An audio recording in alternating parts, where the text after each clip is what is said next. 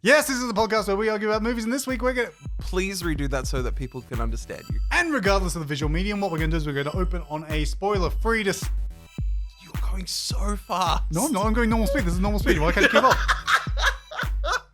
Is it because you're nervous? Is that why you're I'm talking? not nervous. What are you talking about? Hello and welcome to our showing. I'm Bo. I'm Ben. And this is the podcast where we argue about movies. And a very special welcome.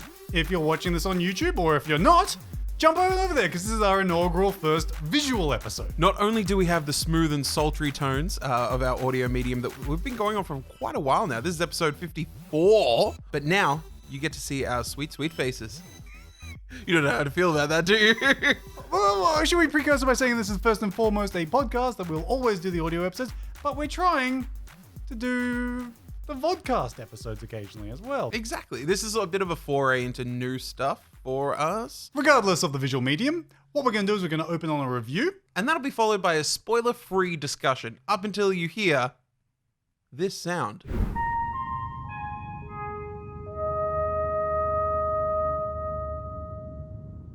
And after that spoiler sound, what we're going to do is we're going to dive into all the minutiae of the film. And I think there might be some minutiae this week because we checked out a film called Arrival.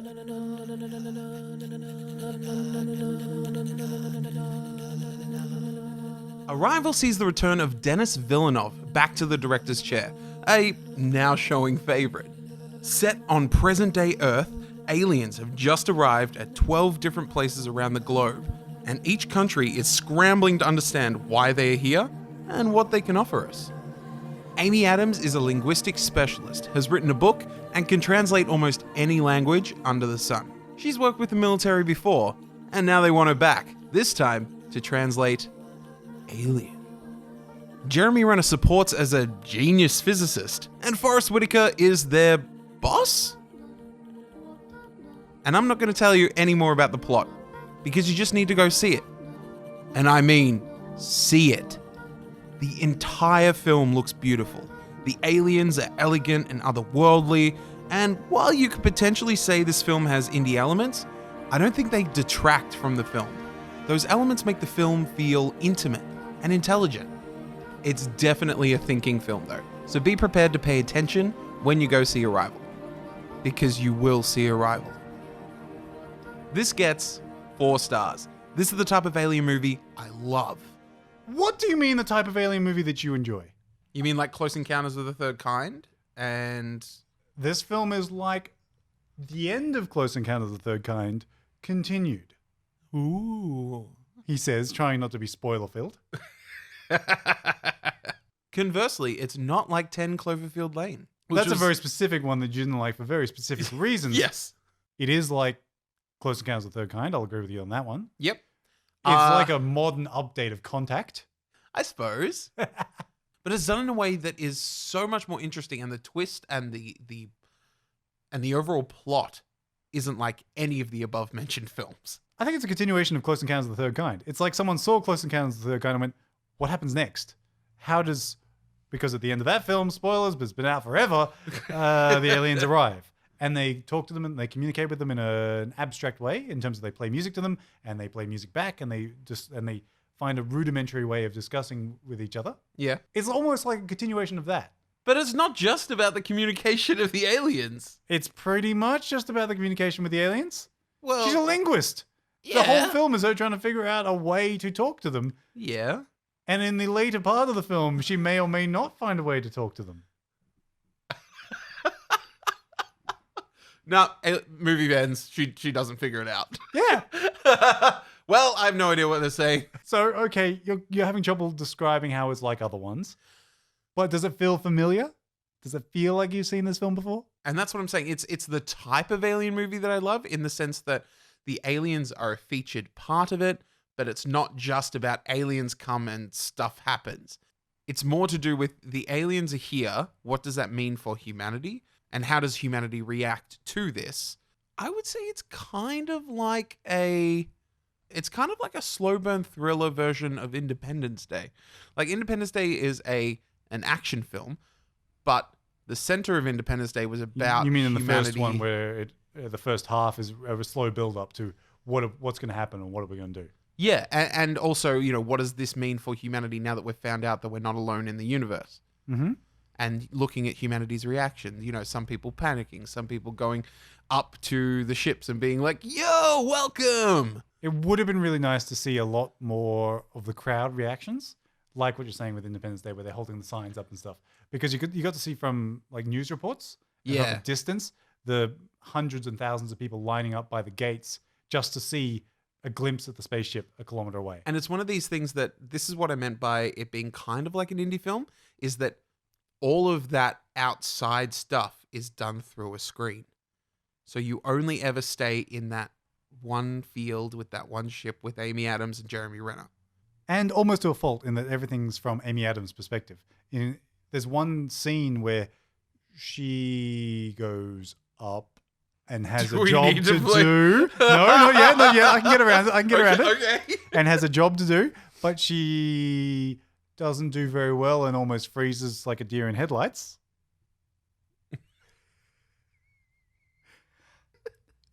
And then it abruptly cuts forward right at the very important part in the film where you're like, what's going to happen next? But it's because she doesn't know what happened that you don't get to see what happens. Yeah. Similarly, there's a fight scene that happens off screen. What was the fight scene that happened off? There's a gunfight. There's a gunfight that happens between some people and some other people. Oh, yeah. Yep. And you see it in like this tiny little bit through a window or something like that. Some sort of porthole. Trying not to give any away spoilers. But I don't know. I felt a little cheated in some ways. It didn't cover the outside aspects that didn't have to do with Amy Adams. It didn't cover those. Well, that fixes this question mark here. I wasn't quite sure what you meant by indie elements, but okay, that makes sense. Yeah. But it wasn't. It's not. It's a big blockbuster. Oh, it's a for enormous sure. film. Well, absolutely. But and the visual effects are stunning. Not only the visual effects, just the look of the film is absolutely gorgeous. But we should come to expect that from Denis Villeneuve. I think it's Villeneuve. Is it? I think so. There's a second V. Yeah, but it's French. I'm going to still say Villeneuve. Regardless of whether I'm right or wrong. Yep. Okay. But more so than the visuals or any of that stuff, or the visual effects, what this film has going for it is tone. The tone and the mood and I don't want to say pace, but the tension within the whole thing is just like ripe. And you know that we're repeating ourselves because this is the guy that directed Sicario. And that was the exact same thing. There's a big question. Is it better than Sicario? Is it different? Yeah. It's got very similar elements, though. Like, you have a female protagonist thrust into this unfamiliar world, not given all of the information that she should have, because she doesn't have the clearance or whatever, and put in this very stressful environment. The tone of the film in general is very, very intense. And each of the sweeping shots were just so good. And more so, if anyone's seen his other film, Enemy, the aliens in this film might have some design aspects that are very similar to Enemy elements. Hey. What? The aliens are not shown in the trailer. You get to see... Good point.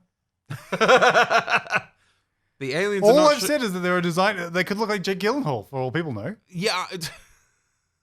But you also said that they will see aliens and they will interact with aliens, whereas that's not clear from the trailer. You don't know if they're actually going to see them. People are going to see this movie hoping that they interact with the aliens. What do you reckon? Do you reckon we should play the spoiler sound? Is that what you're saying? We can't give away any spoiler things because this is a movie that we recommend people see without knowing too much about it. Yeah, definitely. Go and watch this film not knowing anything. And you recommend that people do go and watch it? Was I the only one not blown away by this film? Yes. I'm going to try and talk you down.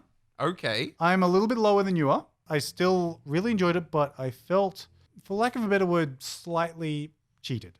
It was very satisfying, but... But what? There are concepts to grab onto, but I don't know. It doesn't feel solid. It doesn't feel tangible. Yeah.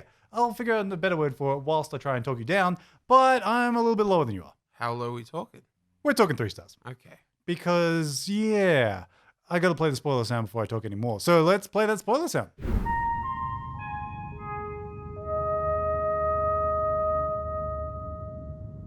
First up, spoiler.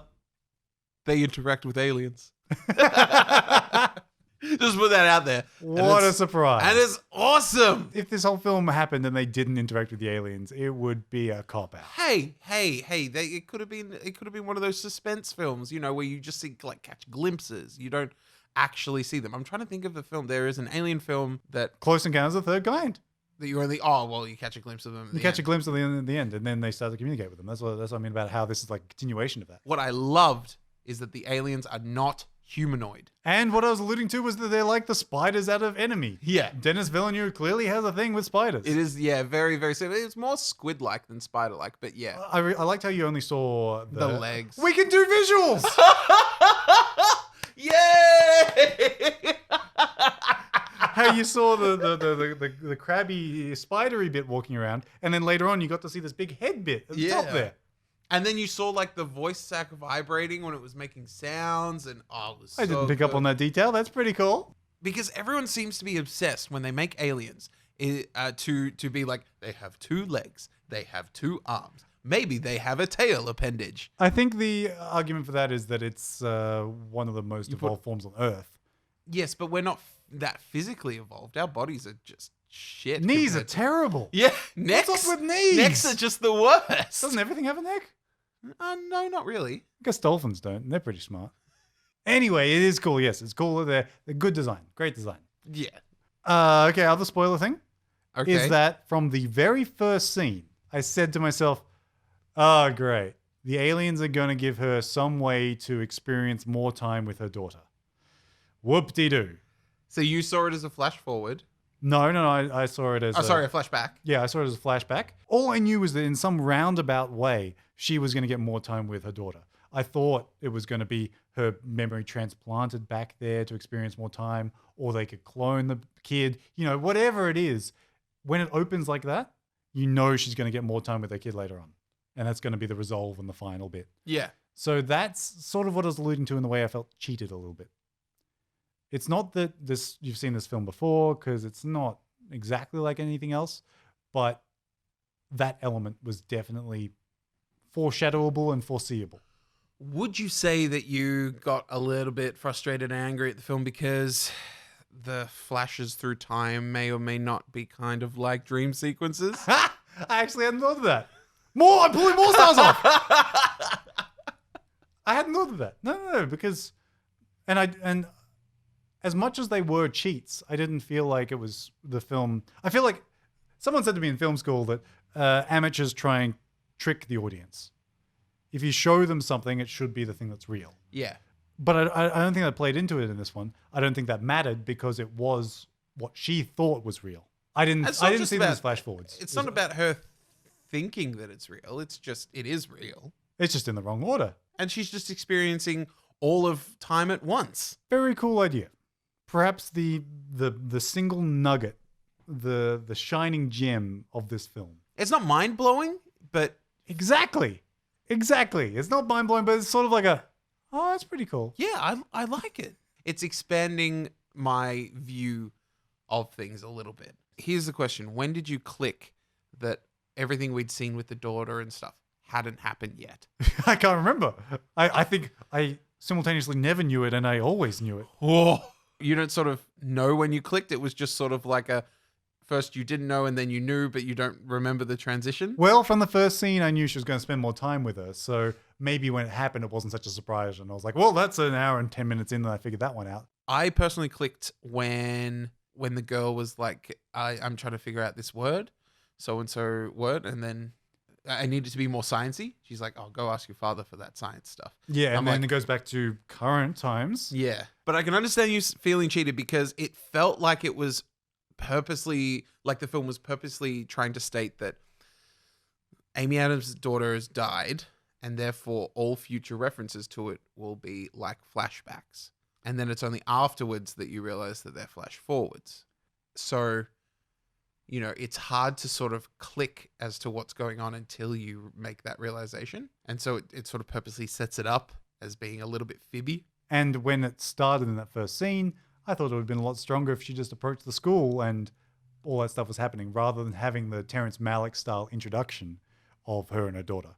I thought that would have been more powerful if it was 20 minutes in, for example. If we got to see the character and we got to see that she's not the most hopeful version of Amy Adams that we've ever seen, that she's sort of a bit melancholy and a bit down, and then we got a reveal of why she was like that. I didn't like opening on it. But there's no reason for her to be mopey and melancholy because she hasn't lost a daughter or anything. But the film is telling us that's why she's... Yeah. But here's the question. Why was she? Because she'd already experienced that. She'd already experienced losing the daughter. But she hadn't learnt the language yet. But you can't say that she experiences time normally up until that point, and then afterwards she spends time jumping around. It would have had like a retroactive effect. Okay. In fact, if what you're saying is true, that she experiences life normally up until she learns the language, then the movie was tricking us. Yeah, you don't really know. Like, is she melancholy because she's put, dedicated? You talked me down. 2.5 stars. No, but that's only if you interpret it that way. Like, you're interpreting it different. I was interpreting my way. Now I'm interpreting your way, and I don't like it even more. I'm sorry? You're talking me down. Or you're at least solidifying my 3 stars in my head. I'm sorry, Dennis.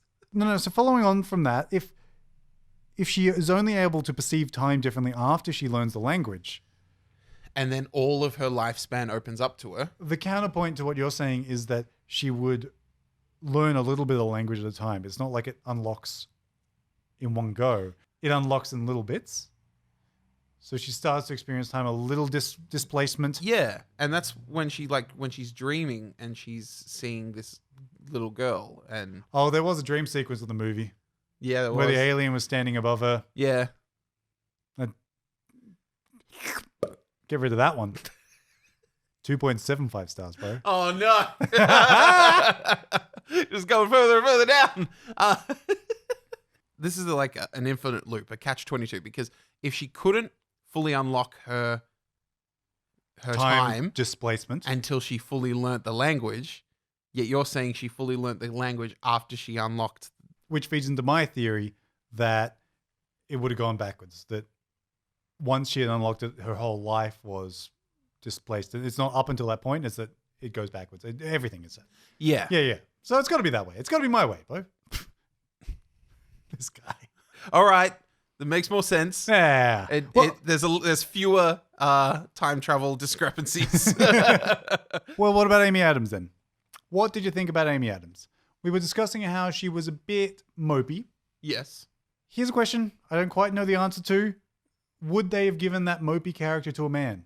I think I've seen fathers who aren't the same because they've shut themselves off from the world due to losing a child. I was not pleased with the Amy Adams character. I think she was deliberately made a weakling in the beginning.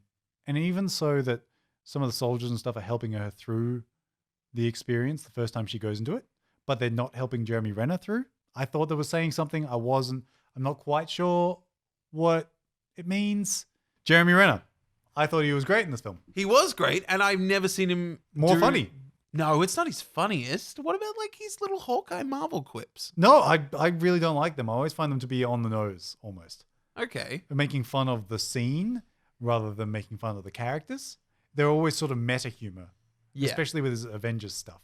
But in this, I don't know. He was genuinely a different person. And I really thought this is the first time where I saw Jeremy Renner actually performing fantastically. Yeah, I would definitely agree that he hasn't done a character like this before. And similarly, Forrest Whitaker has been pulled back. Right?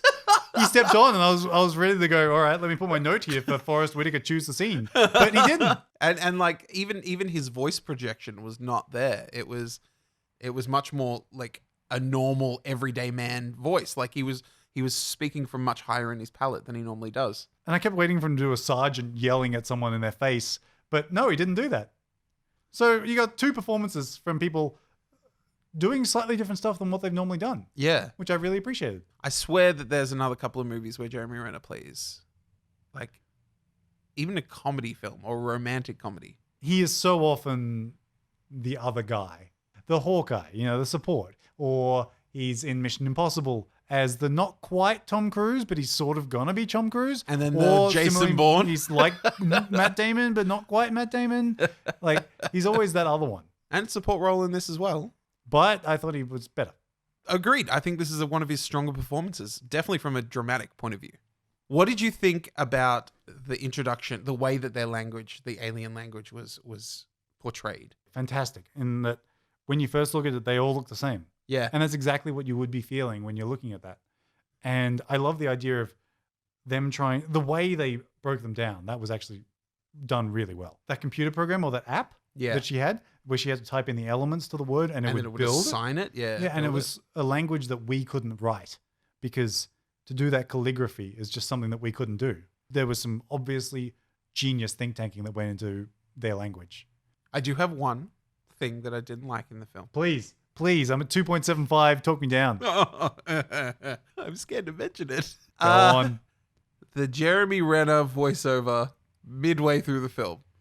There's a montage. Just served no purpose other than to update that time had passed, research had been done, and they'd gotten further down their path to where they needed to go. It was definitely a structural thing in the film. It didn't do a lot of anything else. How do we get from here to here? It was like a chapter in a book that's like 1 or 2 pages long that tells you, some time passed and they figured some stuff out. That was probably the weakest point of the film for me personally. And I think I was referring to pre-spoilers. She goes in and she speaks to the aliens for the first time and it blacks out and cuts forward. And I was so annoyed at the film at that point. I could sort of justify that it was her perspective. Yeah. That she just, froze like a deer in headlights. But I have no issue with that because you see plenty of them afterwards. It's not like you're... But I wanted to get back to them right there and then. And that's a good thing. It leaves you wanting more. Yeah, all right. And we could have said much more about describing Amy Adams' character and her motivations and things before going spoiler sounds. But the reason that we haven't done that is because so much of this movie's plot revolves around Amy Adams, her motivations, and her interactions with the aliens and with the advancing of trying to figure out how to communicate with them. So I think this is one of those movies that the less you know about it, the more you're going to enjoy it. Yeah. I wouldn't tell anyone anything about the language, anything about how much you see the aliens, or any of that stuff. Yeah. Also, I wouldn't tell them how much action is or is not in the film, because when that action scene started up, I expected them to put in that scene gratuitously to give it a bit more pace and stuff, and they very maturely decided not to show you. So I agree with you. The less you know about the film going into it, the more you'll enjoy it. Yeah. But the ending. Okay. Is it satisfying? They run away, they make a phone call, cuts forward, she's done some good stuff, she's changed the world, she decides to have a kid. Well, yeah, the whole point is that she now knows everything that's going to be happening. Everything that's going to happen to her. She knows that she's going to marry Jeremy Renner and that it's going to end in divorce and they're going to separate. She also knows that she's going to have this child and then going to be racked with grief when that child gets a rare disease and dies. I was told something interesting from the short story that this is based on, that the kid doesn't die from cancer, the kid dies from an accident, which would change the entire... it's something that you would stop. It would remove the inevitability of it. Yeah, exactly. And you'd always put pillows under them whenever they climb something, for example. You find out that Jeremy Renner's character leaves her because he finds out that she always knew their kid would have this rare disease that they wouldn't be able to cure. And I think it was very mature of the film to not show us Jeremy Renner getting mad.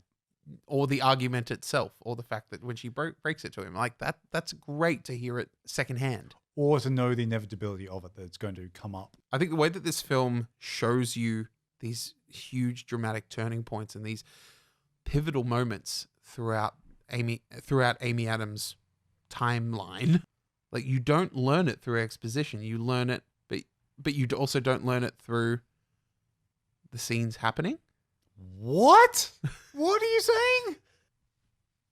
Okay, so the fact that the daughter is going to die, and the fact that Jeremy Renner left Amy Adams because the daughter did die. Or will die. Or has died. None of that's done through exposition, correct? Do you Sustained. Okay.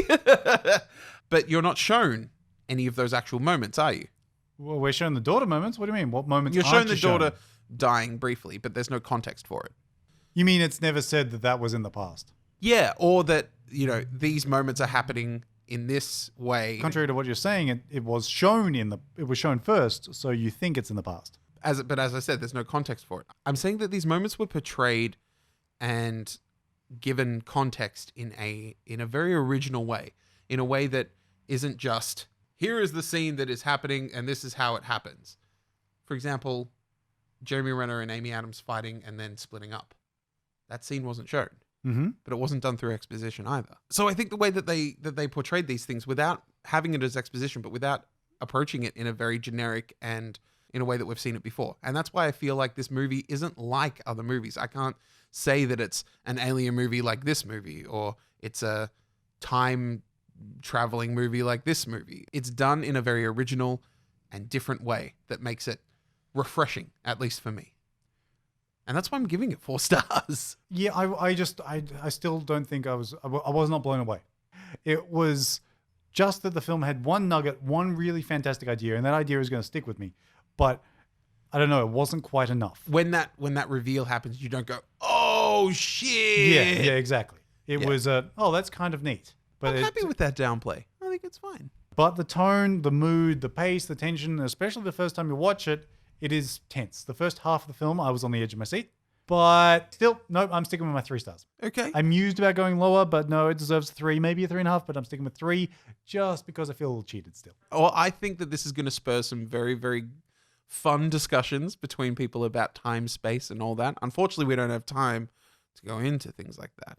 The idea that in 3,000 years, they'll need humanity's help. And that's why they've come. Amazing. So and good. They sort of take a beating because they know that they need to, because in 3,000 years, they're going to need the help. And nothing but peaceful intentions for these aliens. And just humanity's like, fuck them up! Come on! Bomb them before they bomb us! They offer no retaliation or no forceful show. And humans are just like, we have to show them that we're dominant. Oh, but also nothing changes. Like they just start after a while going, well, we got to fuck them up. Yeah. Like, after 20 days, they're like, we can't take the status quo here, guys. Got to disrupt it. we can't wait anymore. And Denis Villeneuve is just Villeneuve! Denis Villeneuve is just going from strength to strength to strength. He's got the new Blade Runner that's coming out next year as well. Right? He's directing the new Blade Runner. Did you not know that? Oh, that's so cool.